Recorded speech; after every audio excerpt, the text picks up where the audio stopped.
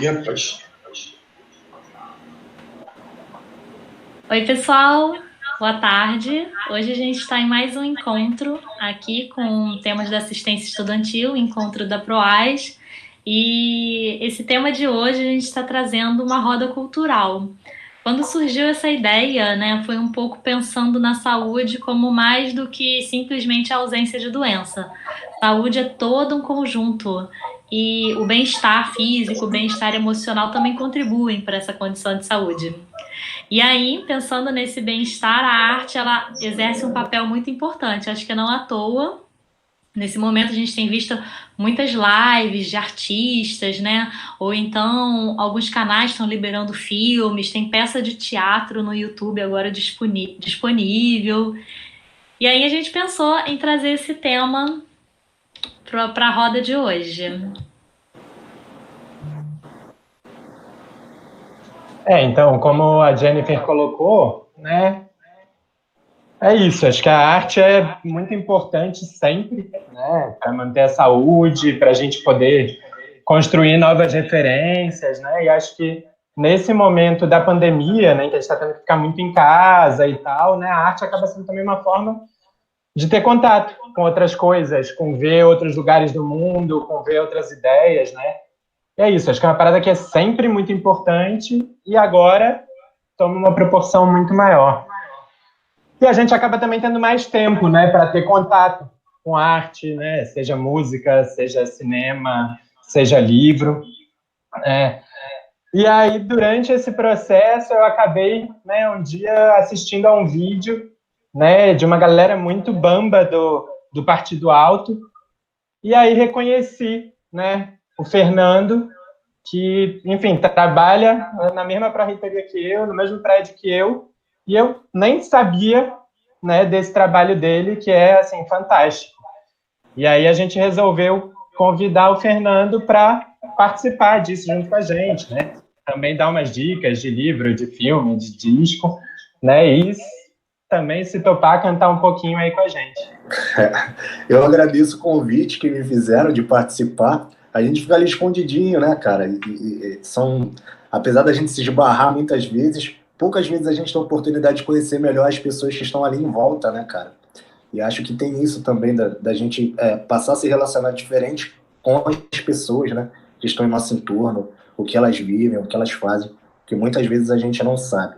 Falando um pouco desse lance da arte, é legal porque nesse período de quarentena a gente não está vendo arte somente como um entretenimento, né?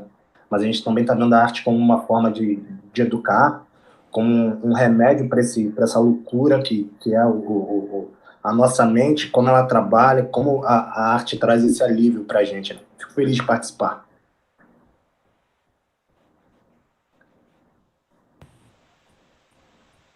Nossa, muito bacana isso. E falou uma coisa interessante, né? Até o Léo, assim, você trazendo, porque é isso, a gente trabalha no mesmo andar, né? Se esbarrava assim e não conhecemos as pessoas. Como que acho que as relações hoje passam um pouco por isso, né? Essa dificuldade de conhecer as pessoas e talvez nesse momento de isolamento tenha sido, se faz tão necessário estabelecer os vínculos, manter esse contato, né? Aprofundar as relações que talvez fossem superficiais antes e ter a possibilidade de ressignificar isso, né? É verdade, é verdade. É um período aí da gente ressignificar essas relações que nós temos, né? Conforme você falou, por vezes acaba ficando muito superficial. E aí quando a gente tem quando a gente tem oportunidade e mais tempo, a gente acaba lidando de uma melhor maneira com isso.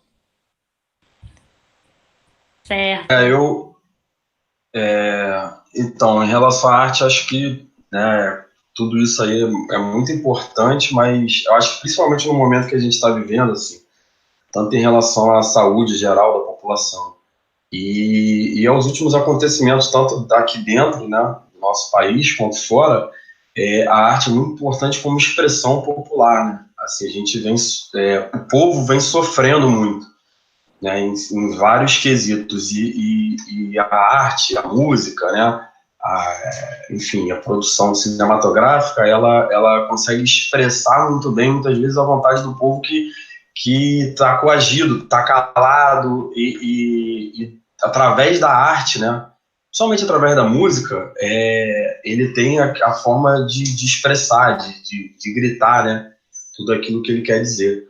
Então, o artista, né, ele precisa estar sempre também concatenado com o que está acontecendo, com o que o povo vem sofrendo, para poder ser a voz nesses momentos. E é muito bacana pensar isso, porque nesse momento, assim, né, porque as redes sociais, as mídias, elas possibilitam também, né, que outros artistas que talvez antes não conseguissem entrar no mercado, tenham uma projeção, né, e isso é essa possibilidade de transgredir, né, de romper uma lógica do sistema e aparecer um outro tipo de arte também, que antes não ia encontrar espaço, né. E aí colocar essa voz aí. Eu tenho aqui, eu tô até buscando. Nossa, eu sou apaixonada pela Conceição Evaristo, né? Minha forma de arte para mim é poesia, né? Eu amo poesia. E a Conceição Evaristo, nossa, tem um poema dela que ela fala sobre as vozes, né? Ela fala exatamente isso, que a poesia dela é dar voz, a intenção dela é dar voz àquelas que nunca tiveram vozes antes dela, todas aquelas mulheres que vieram antes, mulheres caladas, né? Caladas porque tiveram que ser caladas, que foram silenciadas. E ela tem essa oportunidade agora de dar voz. E aí ela fala, no final do poema, ela fala, a voz da filha dela pode ser diferente, porque ela teve essa oportunidade, né? Então essa voz da filha dela vai ser uma outra voz. É lindo isso, né? E pensar e quanta coisa evoca, né? Ler um poema de uma mulher negra, trazendo toda essa força e toda essa consciência, né? Você falou da Conceição Evaristo, enfim, né? Tinha pensado em várias coisas para indicar, nem tinha passado ela, mas eu li, né, recentemente partes de um livro dela que é o Olhos d'Água, que é um livro de contos dela, né? Então, a mulher escreve poesia, escreve conto, né? Joga nas 11 ali brilhantemente, né? Ela é muito boa mesmo. E um outro livro, né, que eu tinha pensado já em indicar, até infelizmente não estou com ele aqui agora, mas também né, de uma mulher negra, né, que discute muito essas questões da voz e tal, que é a Chimamanda Ngozi Adichie, né, que ela é nigeriana, tem um TED Talks muito famoso dela, né, que é Os Perigos da História Única, que é bem maneiro, recomendo assim, para quem quiser ver, para quem não conhece ainda.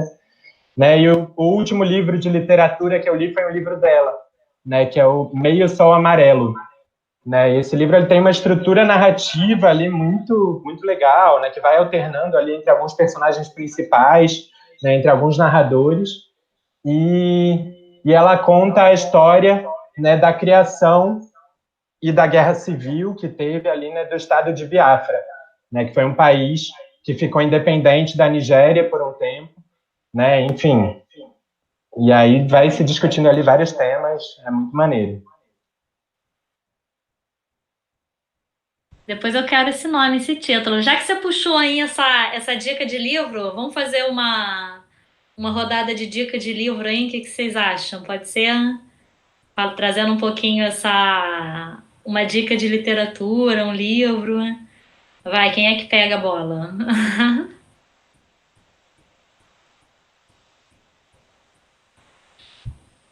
Ninguém falou, então eu vou continuar. Oi, vai lá. Entrei. Vou indicar um livro aqui, já que a galera tá falando de arte, livro. Tem um livro que eu acho muito bacana, assim, foge um pouquinho da atmosfera da qual eu vivo de samba e tal, mas Rita Lee Mora ao Lado. Eu não sei se a galera curte a Rita Lee, velho, mas eu acho esse livro incrível, porque é quase uma biografia, na verdade a história de uma vizinha da Rita Lee, né? Uma pessoa que cresceu ao lado dela, mas que não se dava com ela, e ela vai contando a história da Rita Lee. E aí ela se passa por Bárbara Farniente.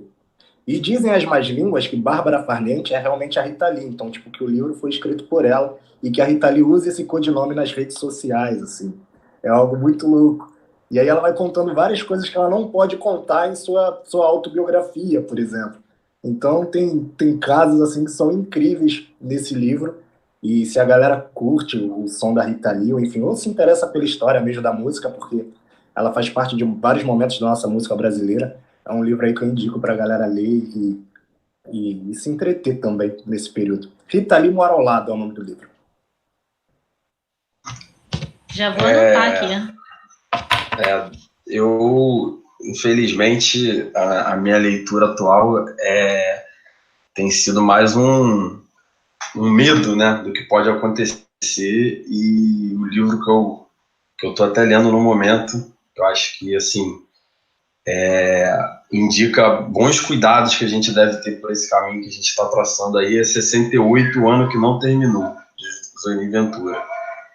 Então, a gente vive um momento delicado, né, enfim, em relação a diversas manifestações de vontade popular, e é preciso estar sempre atento e forte, né, porque, infelizmente, a gente vem vendo um risco cada vez maior de que algumas coisas se repitam negativamente, né, aqui no nosso país.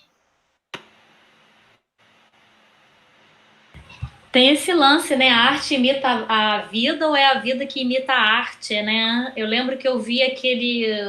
até a série Contos de Aia. Eu confesso que eu não tive estômago para assistir aquilo, sabe? Eu vi um episódio e parei e falei, não quero ver isso não. E pensar, né? Eu não sei quem é que tá imitando quem aí, né? É assustador você ver as configurações. Um pouco isso que tá falando, né? Eu vi até que viralizou esses dias um livro de uma mulher que ela escreveu em 2014 prevendo a pandemia, né? Falando que ia ter uma pandemia no final de 2019, 2020. E aí a própria autora já tinha esquecido disso. E quando aconteceu, né, as pessoas que leram que resgataram isso. Então, assim, quem foi que... Foi uma profecia, né? Foi de fato uma profecia que se cumpre por si só, ou a vida que resolveu imitar a arte, né? Dá até um pouco de medo ainda, dá o que pensar.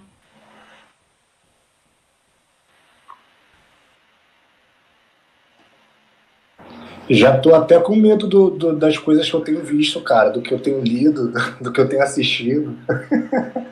Vai ser a vida decide imitar a arte mesmo? Oh, meu Deus. Ia ser um problema sério, cara. Ia ser um problema sério. Mas bem legal isso. Se souber o nome desse título, depois passa. Já quero lê-lo, assim. Bem interessante. É boa essa troca. E é louco como isso acontece, né, cara? De às vezes as coisas acabarem se reproduzindo assim, sozinhas, involuntariamente. E a própria autora já nem lembrava disso. Provavelmente ela deve ter escrito tantas outras coisas pós esse lançamento. E a própria galera que leu se conectou com o livro de tal forma a ponto de trazer para o hoje aquele livro que tinha lido lá atrás. Enfim, bem legal. O pessoal da psicologia pode ajudar aí, né? Porque falam isso, a questão do artista, né? Falam que tem um inconsciente coletivo e que uma possibilidade da arte é justamente isso, né? Do artista aí mergulhar nesse inconsciente e trazer essa informação. Tem até uma música que fizeram pro Cazuza, né? Que fala isso, né? Do poeta ele vai nessa parte profunda da alma e ele volta, né? Então essas informações, elas podem estar ali em algum nível, e a arte tem essa possibilidade também não só de transgressão, mas de transcendência, né? Do indivíduo sair de si e acessar uma consciência mais ampla, o inconsciente coletivo. Eu vou sair, então vou trazer uma dica, né, de livro, assim, mas eu, fugindo aí, tenho até vergonha de trazer isso para vocês, mas vamos embora, o que tá vindo aqui... eu tô lendo muito contos de fada, né? Eu tô escrevendo sobre contos de fadas, e aí eu tô lendo um livro fantástico, chama 103 Contos de Fadas, e tem contos de fadas do mundo inteiro, né? Não é aquela história para criança, né? Os contos são maravilhosos, assim, de trazer essa possibilidade. E tem um livro que é um livro recente, assim, eu nem tô com ele aqui, mas chama Aurora nas Sombras. E é uma história muito engraçada, porque a imagem é linda, né? Um desenhozinho de bichinhos fofos e adoráveis que surgem no meio de uma floresta. E aí você vê aquilo, mas qual é a história, né? Na verdade, aqueles serizinhos fofos, e o livro é todo muito fofo, mas ele é para adulto, isso que é... Ele choca, né? Tem uma dissociação aí. Ele, na verdade, esses bichinhos, eles viviam dentro de uma menininha de 5 anos que morreu. E a história começa com a garotinha morta no meio de uma floresta dela e começam a viver ali. E aí é louco, né? Porque tem toda a questão da decomposição do corpo e da história. E os bichinhos, eles não são nem bons nem maus, sabe? Eles não têm essa ideia de assim, eu sou bonzinho, eu sou malzinho. Não. Eles estão ali tentando sobreviver num ambiente aparentemente inóspito. Então, você termina o livro assim, você fica, meu Deus, eu preciso ler tudo de novo porque definitivamente eu não entendi o que se passava aqui. E eu gosto disso do conto de fadas, né? Porque o conto de fadas, uma coisa que a gente sabe é que nada é o que parece. Então, quando tem alguma coisa, você fala, não é isso. Tem mais uma mensagem aí. A minha dica vai um pouco nesse sentido, é Aurora nas Sombras e o livro da Angela Carter, que é uma inglesa, que foi um livro que ela escreveu antes de morrer, assim, ela estava no hospital compilando aqueles contos de fadas. São os 103 contos de fadas com histórias do mundo todo. Caramba, muito legal todos esses livros que vocês estão falando aí. Gostei de todos, assim. Eu adoro Rita Lee também, adorei saber da... Eu não li ainda, não, esse livro não dela. Teve um livro que eu gostei muito, assim, também, que fala da música e tal, que chama Noites Tropicais. Vocês já ouviram falar desse livro? É bem bacana, do Nelson Motta. É um livro bem legal de ler. Ele vai contando como é que era, né? Como é que foi o surgimento, né? De vários músicos nesse momento, né? Na verdade, é o Nelson Motta contando, né? Como é que foi, né? Que ele ia descobrindo artistas para lançar, né? Aí ele conta como é que foi que ele descobriu Marisa Monte, por exemplo, né? É bem interessante, bem bacana. E tem assim, o que eu gosto, assim, gosto muito também de fazer, de ler, assim, tem sempre a ver com alguma coisa, assim, também histórica, né? Então, na verdade, esse livro é uma trilogia, na verdade, são 3 livros, que começa chamado Amiga Genial, não sei se vocês já ouviram falar, é uma autora italiana, né, que ela, na verdade, usa um pseudônimo, então ninguém sabe quem ela é, mas as pessoas meio que suspeitam, sabem mais ou menos quem é, e é a história da vida dela. Só que é a história da vida dela contada na forma da história da amizade dela com a melhor amiga dela de infância. Então, isso tudo acontece no contexto na Itália, né, assim, em Nápoles, no pós-guerra, e aí ela vai contando, ela é escritora, né, e ela vai contando toda a história de vida dela, mas sempre com esse viés, né, daquele momento com aquela amiga, né, então é interessante que você vai vendo, né, e ela consegue, uma coisa que é muito maneiro também, que ela consegue, né, contar na visão de uma criança, né, assim, como é que estava sendo viver naquele momento, porque como ela está falando da amizade, ela consegue resgatar como é que era, o que as crianças achavam, né, naquele momento das coisas. Então, é bem bacana esse livro, para quem está querendo um livro mais longo, com mais tempo, né, assim, e uma coisa também, um livro que eu comprei, né, mas eu ainda não comecei a ler, assim, eu sempre me interesso, então, por coisas históricas, né, então esse livro que, por coincidência, né, foi lançado, coincidência ou não, né, de novo, se a arte está imitando, né, não sei se vocês sabem, o Rui Castro, né? Ele lançou tem pouco tempo esse livro, que é Metrópole à Beira-Mar, que conta sobre a história do Rio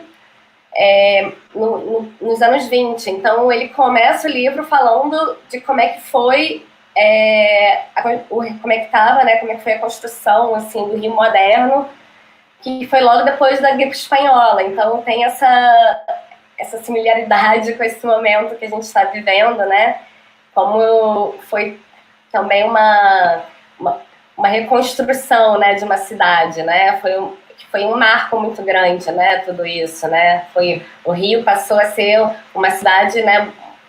Uma metrópole mesmo, né? Com muita luz, né? Tem essa história do Einstein ter vindo aqui e falado que o Rio de Janeiro matou o céu, porque era tanta luz que você não conseguia mais ver o céu, e naquela época isso não era tão comum, né? Então, assim, é interessante. Ainda não comecei a ler, não, mas eu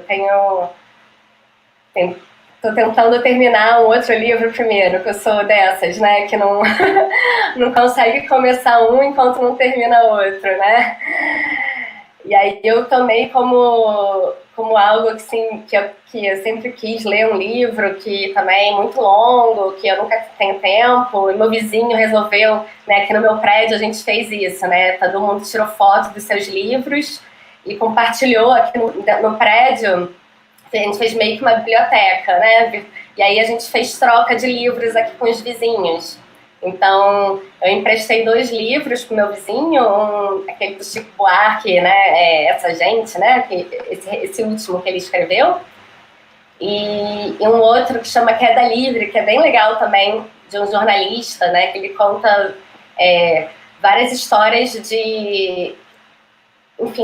da carreira dele. Então, uma vez que ele teve que ir no meio da Amazônia para fazer uma matéria sobre o Santo Daime, aí ele conta como é que foi essa experiência, ele conta como é que foi pular de paraquedas, né, assim, são várias historinhas. E eu peguei emprestado o Irmão Karamazov do meu vizinho, que eu tô lendo aqui, eu tô trabalhando aqui nele. Pô, você caprichou aí nesse livro que você pegou, hein? Depois você faz o resumo e conta. Cara, você falou desse livro das amigas, assim, né, da escritora, fala a questão da amizade, me lembrou muito um livro que eu tô lendo, na verdade, que eu, diferente de você, eu sou aquela que lê vários livros ao mesmo tempo, entendeu? Eu não consigo, e aí eu vou lendo, assim. Mas eu vi o filme, eu tenho uma mania. Se eu vejo um filme que eu gosto muito, eu procuro o livro. Mas eu nunca faço o contrário, assim, nossa, amei esse livro, vou ver o filme. Não, porque eu fico decepcionada, né?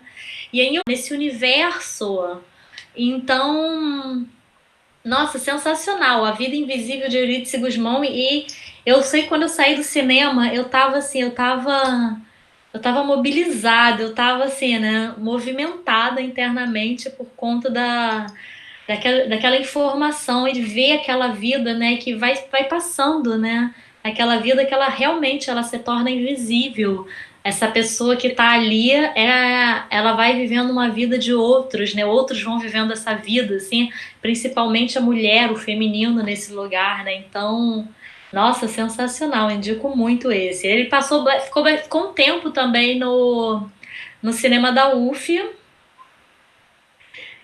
E aí, gente, de cinema já... Depois a gente volta no livro, vai e volta. Vocês viram Parasita?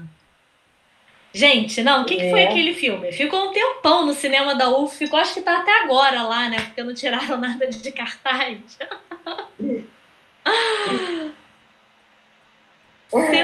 Sensacional esse filme. Você sai assim, meu Deus, isso é um filme de terror, é um filme de comédia, é um filme dramático, é tudo, né? Não dá para classificar. É maravilhoso.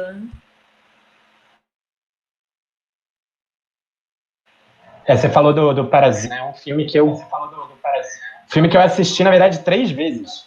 Eu assisti uma em São Paulo e 2 no cinema da UF. Foi o Bacurau, imagino que todo mundo tenha assistido, mas para quem não assistiu, recomendo fortemente. E a Ilana estava falando, né, desse livro da Amiga Genial, que fala um pouco ali da infância, em alguma medida, né? E acho que esse tema da infância é um tema que me encanta muito, e aí eu lembrei de 4 filmes que tem algo de similar ali, que traz um pouco esse ponto de vista da criança, né? E que dialoga um pouco também com isso que o Felipe falou, dos riscos do momento que a gente pode viver e tal, e de atentar para isso, né? Que é O Ano em que Meus Pais Saíram de Férias, né? Que é um filme que fala um pouco da ditadura brasileira, ali do olhar de uma criança. Um outro filme é O Infância Clandestina, né? Que ele também fala um pouco da ditadura argentina, sob o ponto de vista de uma criança, e ele tem uma coisa que me encanta muito, que a criança está em todas, seja enquanto o olhar dela, ou seja aparecendo. Acho muito maneiro.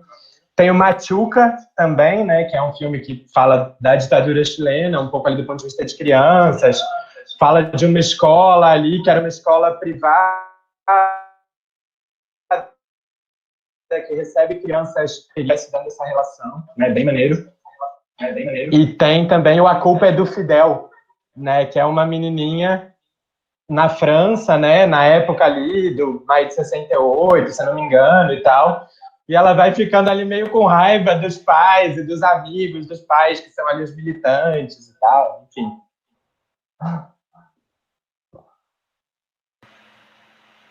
Esse é maravilhoso mesmo, eu também já vi, A Culpa do Fidel, eu já vi também. Alguém mais já viu aí? Esse? Esse não. É muito bom mesmo, gente, é muito engraçado. Eu tô anotando aqui. Tem aquele Pequeno Nicolau também, né? Que também é bem bacana. Eu tô vendo que eu vou ter que assistir a live de novo depois para poder anotar todas as dicas de vocês. Não tô conseguindo acompanhar aqui, tá ficando difícil para mim, né? Mas entrando nesse universo infantil, assim, cara, eu teve um filme, assim, que ele me tocou profundamente, que foi o Little Boy. Não sei se vocês já viram, mas assim, eu achei ele sensacional, porque eu particularmente, né, eu gosto muito dessa temática da fé, da espiritualidade. Ele não trabalha sobre isso, mas a ideia do filme é assim, né? Tá no período da guerra e o pai do menininho foi pra guerra. E aí ele ouve o pastor falando, olha, se você tiver a fé de uma semente de mostarda, você consegue um milagre. Ele pensa, pô, genial, eu vou roubar uma semente de mostarda da mercearia e aí eu vou terminar com a guerra. E a história dele é ele entender, né, essa relação entre a metáfora, né, e aí como é que você explica para uma criança que é uma metáfora, né, porque senão vai acabar com a fé, né, falar, não, é mentira, não era isso que eu queria dizer, né. Então, essa é a relação por esse olhar dessa criança também. Nossa, sensacional. Esse universo infantil, né? E eu gosto desse filme, assim, que, tipo, é pra criança isso? Não, né? Porque você mesmo, assim, adulto, sai com várias reflexões.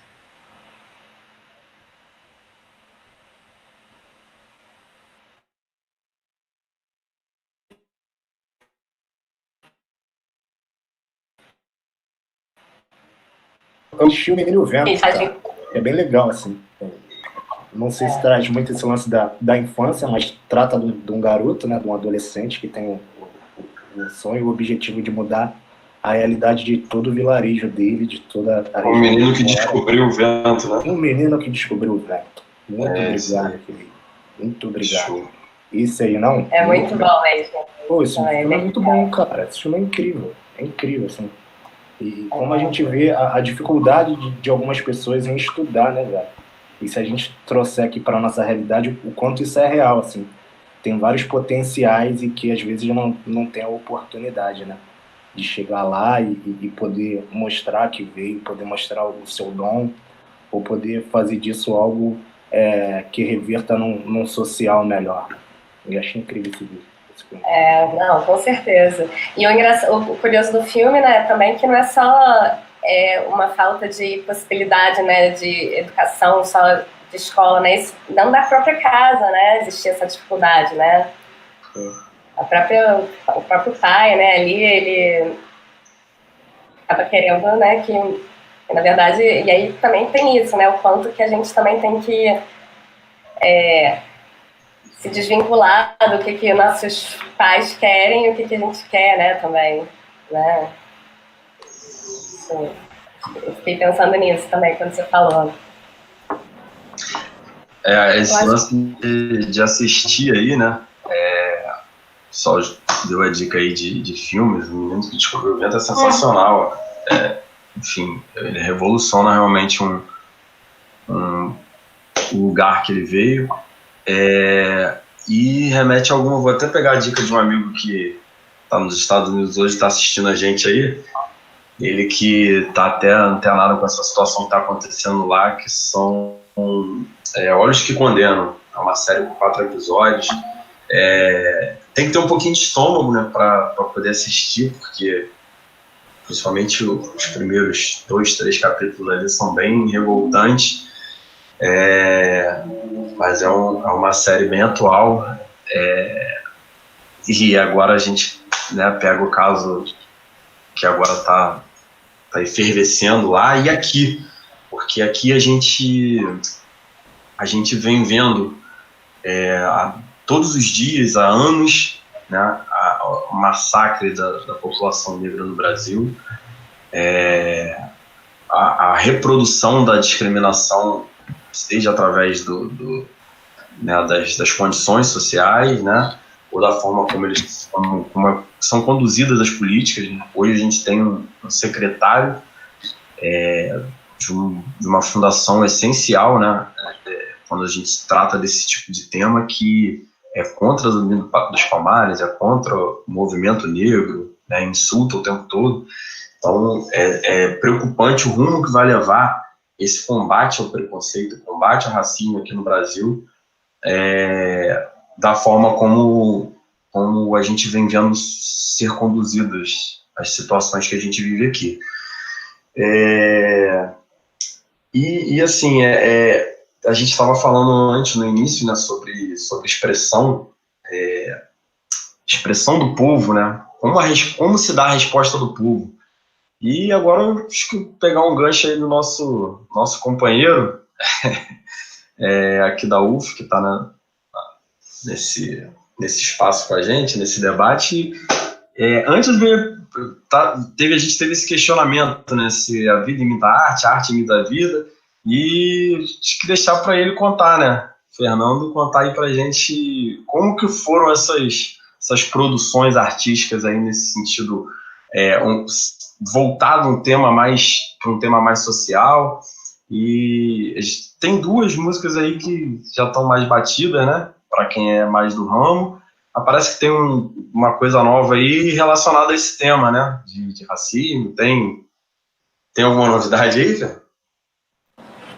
Então, a gente, enquanto compositor, a gente acaba sendo cronista da sociedade, né, velho? A gente vai escrevendo o que a gente viu, o que tá próximo, assim.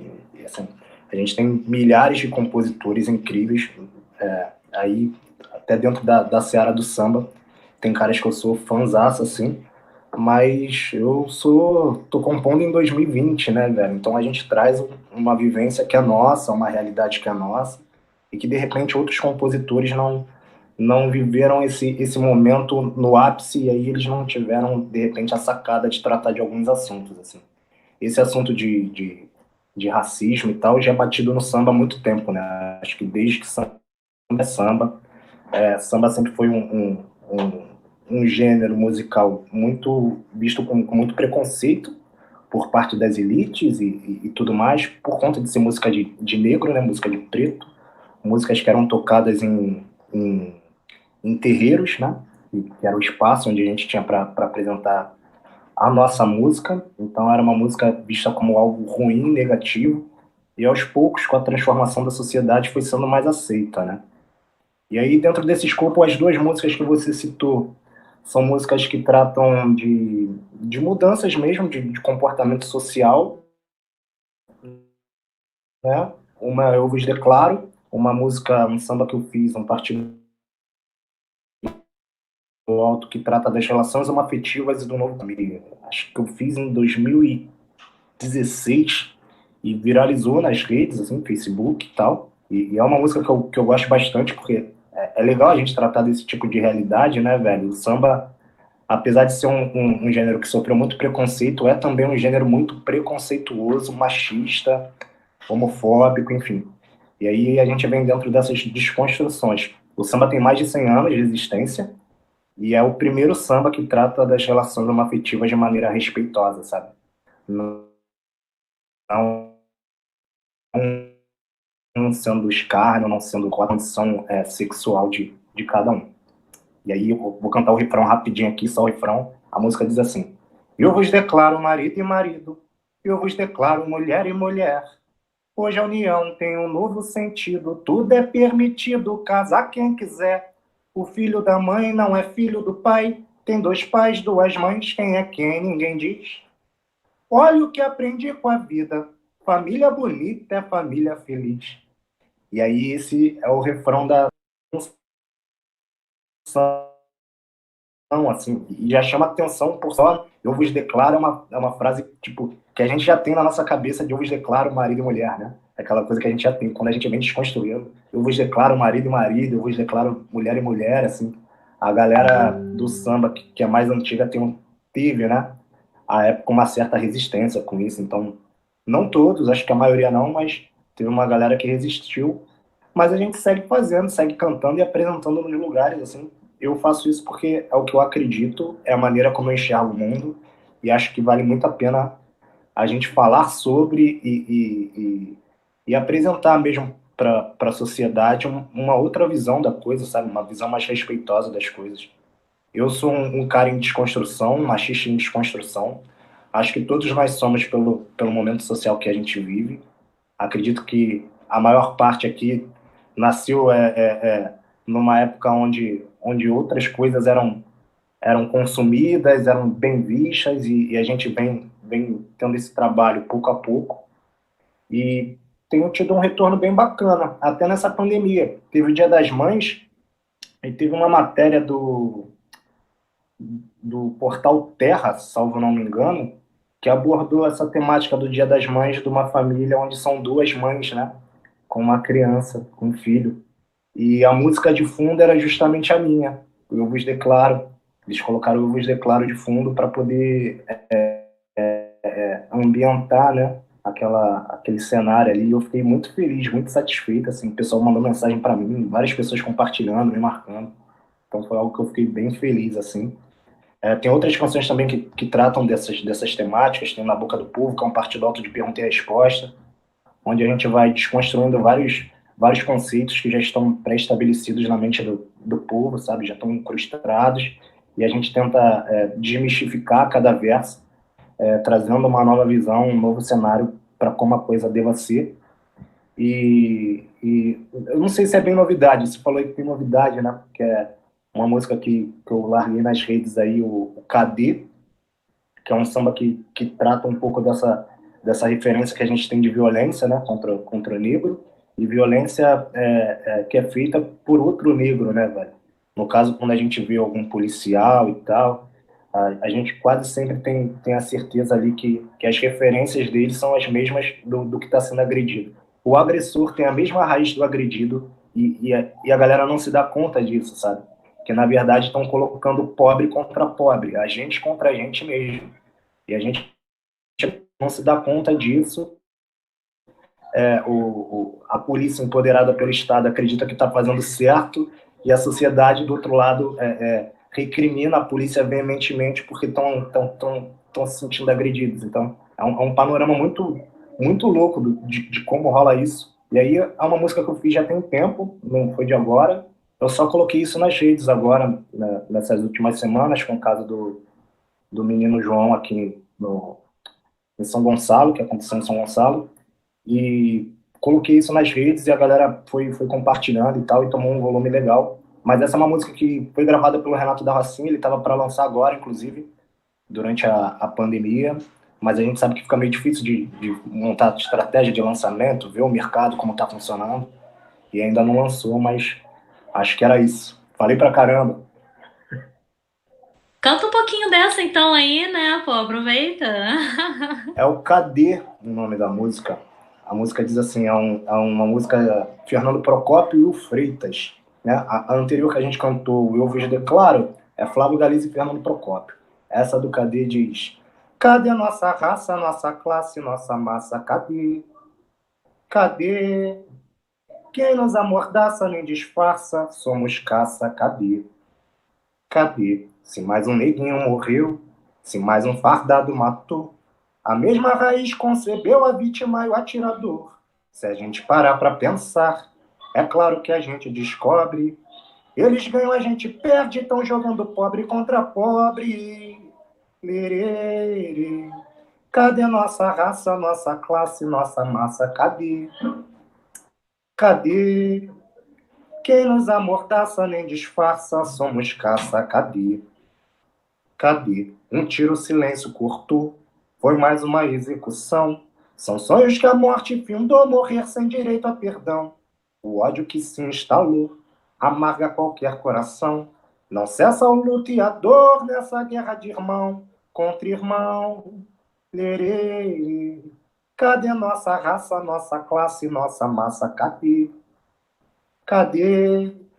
Quem nos amordaça nem disfarça, somos caça. Cadê? Cadê?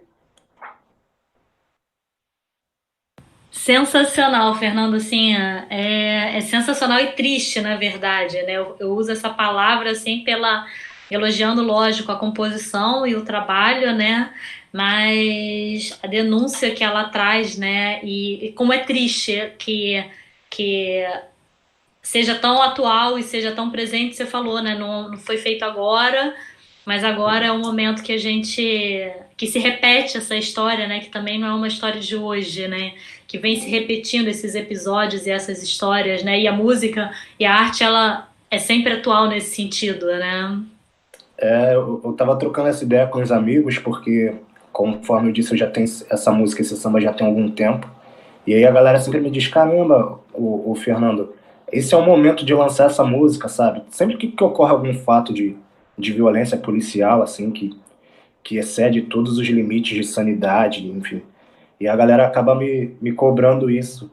E aí eu falo para eles que, infelizmente, isso vai ser retratado em tantos outros episódios, em tantos outros momentos, e a música não vai deixar de ser atual, infelizmente, por conta disso, né, cara? É algo reincidente, algo que a gente vê sempre. Se a gente pegar aí só, sei lá, no último ano, 2019, 2020, são vários fatos recorrentes. Teve a menina Ágata, teve o músico de Guadalupe, o Evaldo.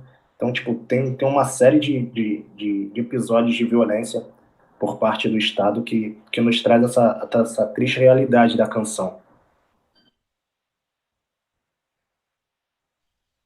E acho que você falou essa parada, né? Pensei nisso mesmo, né? Infelizmente,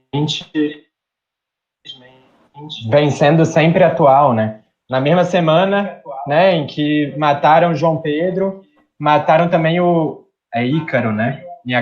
Iago, na favela de Acari, né? Essa semana teve um outro episódio que não foi de violência policial, mas que foi também de uma negligência do Estado, né? De um menino de 5 anos que, né, a mãe dela era empregada doméstica na casa de uma família em Recife, né? Saiu para passear com o cachorro da patroa, não pôde cuidar do seu próprio filho. A patroa ficou ali para cuidar do filho e aí botou o menino no elevador sozinho, o menino caiu do 9º andar. Né? Então, infelizmente, é sempre atual e esperemos que deixe de ser. Né? Acho que é importante a gente pensar em construir caminhos para que deixe de ser. Né? E eu acho que isso tem muito a ver também com o que a gente estava falando no começo, né? Desse papel da arte, que, beleza, né? Por um lado, pode ser um papel de entretenimento e de poder, né, acessar novas realidades, outros mundos, mas é também uma forma, às vezes, de elaborar uma dor coletiva, né, e de poder dar um outro contorno para essa dor, né, sendo representada ali em forma de arte. Né? E acho que, enfim, no sentido de como reelaborar essas dores e tal, né, alguém que, para mim, reelabora de uma maneira muito interessante o racismo, né, que é na forma da comédia. Não sei se vocês conhecem, é o Yuri Marçal. Incrível. O Yuri Marçal, os vídeos dele no YouTube, no Instagram, no Twitter, enfim. Ele é um cara que é isso, né? Ele consegue pegar essa parada do racismo e fazer arte em cima disso, né? E rir da cara do opressor, né? Porque muitas vezes a comédia, às vezes, é feita rindo da cara do oprimido, né?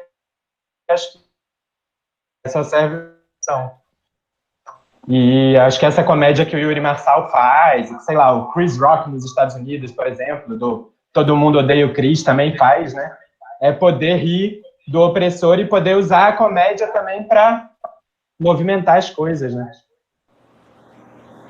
Leonardo, você falou do Yuri Marçal, eu sempre acompanho as publicações dele, dos vídeos dele, acho um cara incrível, assim. E aí você me fez lembrar que eu acompanho muita gente, leio muita gente também, a gente já chegou a falar um pouquinho sobre livros e tal, mas eu leio muita gente em redes sociais, velho. Assim, às vezes a rede social não nos faz tão bem, né, velho? Acaba sendo nociva, mas acho que se a gente fizer um filtro adequado, tem algumas pessoas que a gente não pode deixar de ler, e eu tento manter minhas redes assim, sabe? Pô, tem sempre uma pessoa ali que eu coloco como favoritar, porque eu adoro as publicações e a maneira como aquela pessoa pensa. E dentro desses tantos que a gente tem, que eu acho que vale a pena a leitura, eu vou indicar um aqui para vocês chamado Leandro Leal, velho. O Leandro Leal é fera, é um cara inteligentíssimo, é um cara que traz essa realidade suburbana de um prisma totalmente dele e nossa ao mesmo tempo, sabe? A vivência dele são experiências que outras pessoas do subúrbio vivem, acham engraçado e ele ainda tira uma onda disso, sabe? Tira aquela onda gostosa, assim, aquele caraca, olha a sacada desse cara, olha o que ele fez com isso e tal. Então, eu leio bastante essa galera, assim, de me informar mesmo por eles, de ver a realidade deles, e é incrível. O Yuri Marçal é incrível nisso. O Leandro Leal, não sei se é um cara o qual vocês conheçam, ele atende pela alcunha de meu parente, e é um cara engraçadíssimo, e ele tem um trabalho muito legal, até mesmo de trazer, né, esse pessoal que está passando um sufoco, passando um aperto, ele divulga nas páginas dele, gente, vamos comprar do pequeno empresário e tal. Tem um canal lá onde ele apresenta os produtos dessa galera em tempos de pandemia, também para que a gente possa consumir desse pessoal, para que possa ajudar essa realidade, essa galera, enfim. É bem legal o trabalho dele, Leandro Leal, só para pontuar aqui.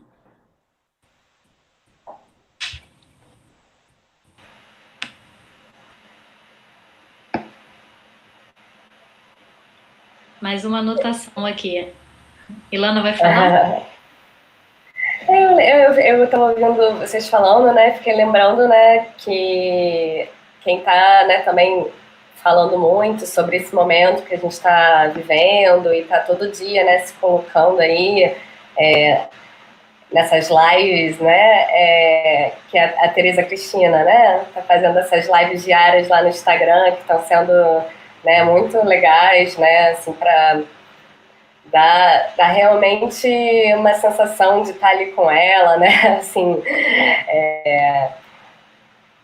enfim, dá até, né, aquela vontade de tomar uma cerveja junto com ela. Às vezes não dá para assistir no horário, né, que é sempre muito tarde, né, mas às vezes eu ponho assim no, sei lá, na hora do almoço, no fim de semana para tocar, né, e tá sendo bem, bem bacana sempre, né, que tem uma grande troca, né, ali também de artistas e pessoas que estão ali se preocupando muito, né, e tá em falar, né.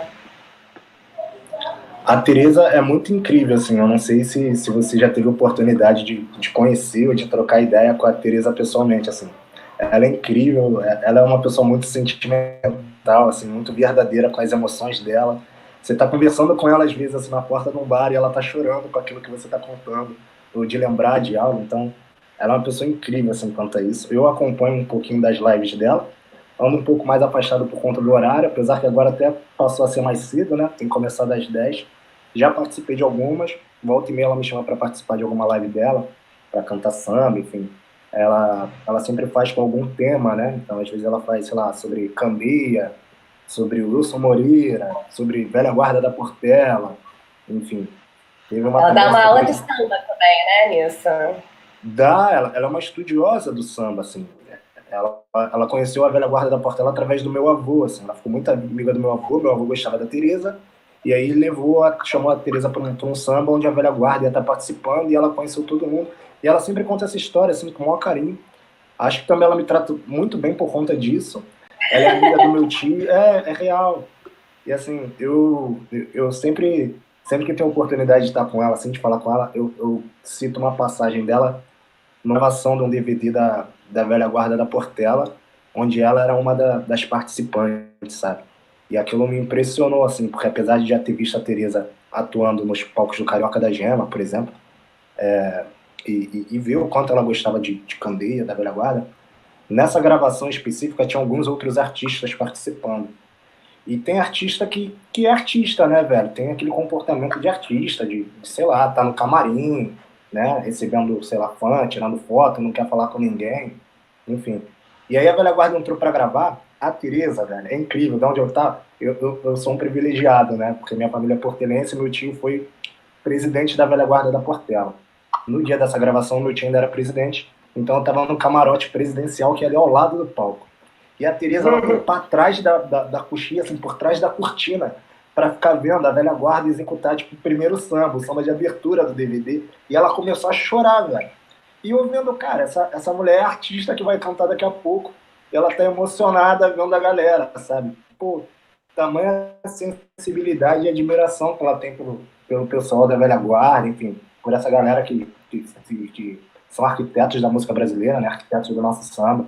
A Tereza é incrível quanto a isso. Teve a live dela nesse final de semana, né? Se eu não me engano, foi no sábado. O meu tio participou. Ela falou de mim na live. Pô, eu sou muito agradecido por ela, porque ela sempre enaltece o trabalho que eu faço, de projetos de sambas autorais, ou com meus próprios sambas mesmo. E tem uma outra passagem engraçada com a Tereza, que eu sempre falo. Cara, entrou no assunto Tereza, eu me amarro na Tereza. Vou ficar falando aqui. Eu tava gravando um disco, né? Na verdade, gravei um disco. E aí eu fui para gravar a mixagem, fazer a mixagem do disco com os produtores e tal. E eu cheguei num estúdio em Copacabana e o estúdio tava cheio. E não é um estúdio que costuma ficar cheio, mas tava muito cheio, muito, muito cheio, assim, desproporcional porque eu já tinha visto. E aí, olhando nos corredores, eu comecei a cumprimentar um montão de gente que eu conhecia de samba e descobri que era a gravação do Zeca Pagodinho também no mesmo dia, cara. Eu, caraca, velho, que máximo, né, velho? Zeca Pagodinho tá gravando aqui. E aí fui lá, conversei com os produtores, com o seu Eduardo e tal, com o pessoal artístico. E aí daqui a pouco eu tô na porta do meu estúdio, lá onde a gente estava gravando, que é acompanhado dos técnicos, são 3 estúdios. E eu tava na porta do estúdio onde eu ia fazer a mixagem, e aí vem a Tereza andando assim. Ela tava gravando voz naquela música que foi a abertura da novela, do Sol Nascerá, que é uma composição, enfim. A música foi a abertura da novela recente da Globo e ela tava gravando voz na música junto com o Zeca. Ela veio andando, ela parou assim, ela me olhou, eu te conheço.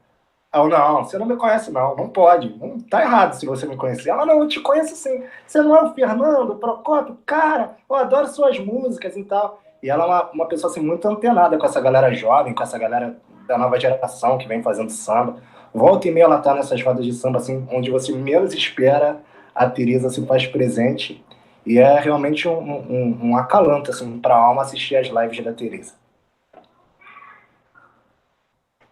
Ô, Fernando, você falou aí da Tereza Cristina, né? Eu não a conheço pessoalmente, mas eu tenho uma amiga antiga, né? Que é a Samara, que toca violão você conhece a na Samara, banda dela e fala Nossa, as mais possíveis dela. Assim. Samara... Conheço a Samara de muito tempo. Mas, enfim, rolou aqui no canal do YouTube uma pergunta, né? O pessoal está querendo saber, quando acabar essa quarentena, né? Onde é que você vai tocar? Onde é que você costuma tocar? Onde é que você costuma fazer suas rodas de samba? Então, antes da pandemia acabar, né? A gente tinha 3 pontos fixos, assim, de rodas de samba onde eu me apresentava. No Beco do Rato, eu tenho um projeto do qual eu faço parte, um projeto de sambas autorais inéditos, que são apresentados 2 terças-feiras por mês, de 15 em 15, chamado Aos Novos Compositores. Então, terças-feiras, começando às 8 da noite, tem consegue me ver lá e ver todos os expositores no Bico do Rato. Às quintas-feiras eu faço um projeto em Santa Teresa, num bar chamado Sobrenatural. É a roda de samba Sobrenatural, onde a gente reúne uma galera também maneiríssima dessa nova geração. E aí a gente canta alguns autorais, assim, e relembra alguns grandes compositores dos quais nós somos fãs. E muita gente boa aparece por lá também, porque é o bar da Cérvula. A Cérvula foi esposa do seu Wilson Moreira. E aí tem todo esse lastro, né, musical de, porra, passar pelas canções do seu Wilson, enfim, a galera que frequenta o bar também é uma galera que tem muita esse lance da vivência do samba. E também temos um projeto chamado Quintal da Portela, que é uma roda de samba que a gente faz na quadra da Portela, né, ali em Madureira, na Clara Nunes, uma vez por mês. Não tem dia certo, né? Enfim, a gente marca uma vez por mês. Pelo menos não estava tendo dia certo por conta dos ensaios, né? De carnaval, ensaio da bateria e tal. Então a gente estava pegando algumas outras datas, mas geralmente a gente faz dia de sexta-feira. Uma sexta-feira do mês a gente tem o Quintal da Portela, que é uma roda de samba com vários artistas do samba, tanto da nova geração quanto mais da antiga, que participam nesse rodão aí. São músicos incríveis, tem uma energia assim incrível. Você falou dessa roda do Sobrenatural. Uma vez eu estava em Santa Teresa e aí a Beth Carvalho apareceu nessa roda do Sobrenatural. É uma roda fina mesmo, assim. E só você trouxe essa coisa do carnaval, né, das escolas de samba, e eu acho que isso dialoga muito, né, com essa parada que você falou do filme, do menino que descobriu o vento, né, que ele fala ali de uma certa dificuldade, mas fala também da potência que se gera a partir dessa dificuldade, né, da potência de mudança, de invenção, de produção, né, e eu acho que toda essa história do samba, né, das escolas de samba, tem muito a ver com isso, né? Tem a ver com ser essa história, né? De um povo que veio para o Brasil, né? Sequestrado da sua terra, né? Escravizado, e chegou aqui, se reinventou e criou música, né? E pôde ir produzindo uma série de potências, assim, muito maneiras. Acho que a gente pode ir, né, encaminhando para o final, assim. Queria agradecer, né, a participação de todo mundo, especialmente do Fernando. Pedir desculpa aí, porque parece que minha voz está dando eco. Precisamos ajustar aí as ferramentas tecnológicas. Deixar o convite, né, para a nossa próxima live, que vai ser na semana que vem, na segunda-feira, sobre racismo e imigração, que acho que dialoga muito com esse tema que a gente está falando. E, pedir para o Fernando encerrar cantando, né, de repente, Na Boca do Povo. A gente pode tentar responder, não sei se vai funcionar muito bem com a coisa do vídeo, mas a gente tenta responder a pergunta. Eu agradeço mais uma vez, Leonardo. Peço desculpas aí à galera por ter deixado a câmera cair logo no início. Estava no tripé aqui, cara, eu dei um mole, esbarrei aqui e caiu. Foi involuntário, vai entrar pro falha nossa aí do canal, do programa. Esse lance maneiro que você falou das escolas de samba, né, e de como a gente veio para cá e passou a fazer a arte, eu acho que até tema para sei lá, acaba desdobrando, mas como outras pessoas acabaram se apropriando da arte negra, sabe? Levando isso para um outro patamar e enriquecendo com isso, enquanto a galera da comunidade mesmo, a galera que é chão, a galera que carrega o samba em si, acaba ficando muito para trás e muito aquém, não recebendo nada com o espetáculo que eles fazem para o mundo todo uma vez por ano, né? Enfim, só para pontuar esse lance que você falou de carnaval, cara, e a gente falou aqui de racismo, de tantas outras questões. Eu sei que racismo é pauta do próximo encontro, mas o Felipe tá aí, gosta de samba, e acredito que curta muito também o trabalho do Candeia. Tem um samba dele chamado Dia de Graça. Eu vou fazer só um recorte aqui de um trecho do samba dele, porque tem a ver com esse lance do negro se posicionar e de saber que a arte que ele está fazendo como carnaval é uma arte sua. O trecho diz assim: negro, acorda, é hora de acordar, não negue a raça, faça todas as manhãs dia de graça. Negro, não se humilhe nem humilhe a ninguém. Todas as raças já foram escravas também. E deixa de ser rei só na folia, e faça da sua Maria uma rainha todos os dias e cante samba na universidade e verá que seu filho será um príncipe de verdade. Aí, então, jamais tu voltarás ao barracão. É só esse recorte. E eu não sei se dá para fazer na boca do povo, Leonardo, porque acho que fica meio difícil da galera responder. Tu acha que rola? Olha, eu já até levantei a mão que esse negócio de responder isso aí, depois o pessoal corta o vídeo aí e vai pegar pra gente aí.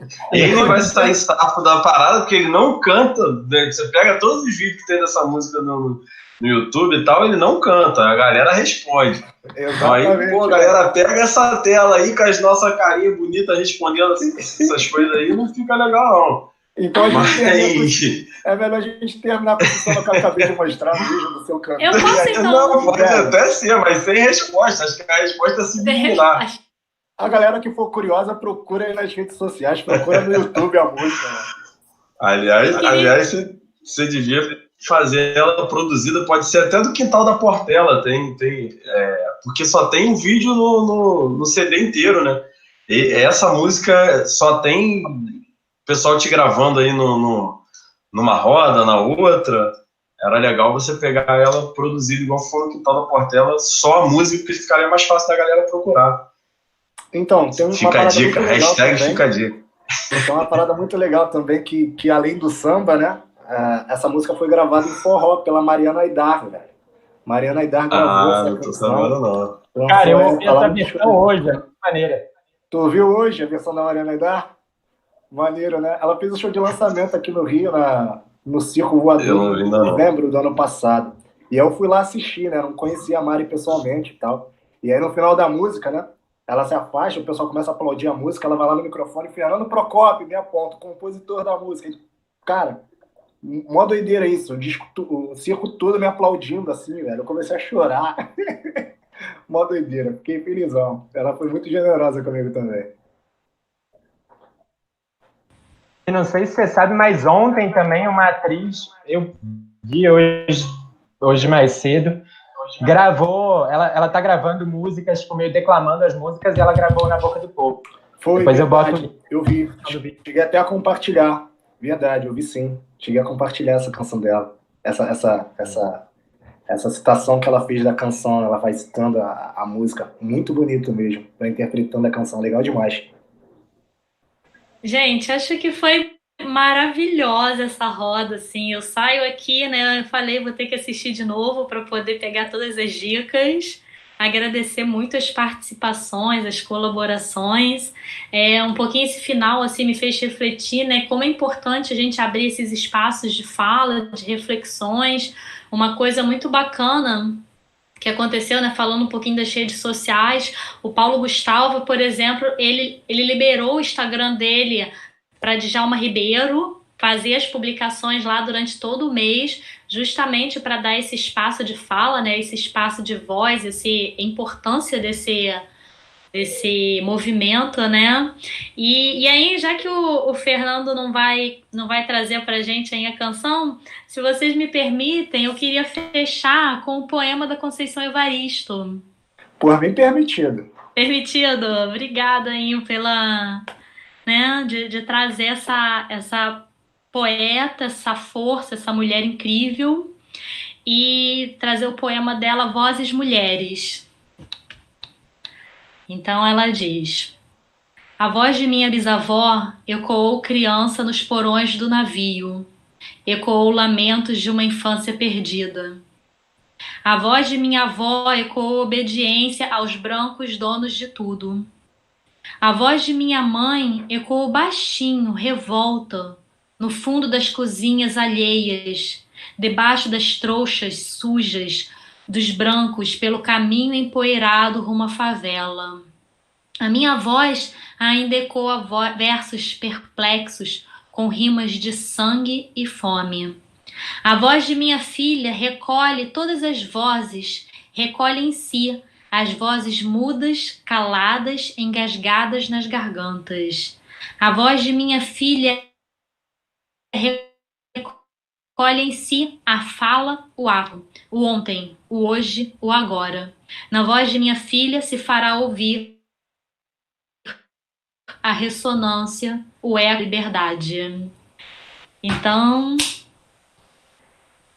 fazer minhas as palavras de Conceição Evaristo, faço das palavras de Conceição Evaristo as minhas, né? Que esses versos de liberdade, assim, eles possam se fazer ouvir e que cada vez mais espaços de fala sejam conquistados, sejam reconhecidos. Como o Leonardo falou, nosso próximo encontro vai ser também com esse tema sobre... Não foi a princípio quando a gente pensou, não foi na estimação, mas é isso, né? Esse tema tem se feito muito atual, muito persistente, então a importância disso. Agradecer a todo mundo que participou aqui, e a gente, na próxima segunda, contamos aí com a presença e a colaboração de vocês. Valeu, pessoal! Valeu, beijo, foi lindo, foi lindo! Valeu, galera!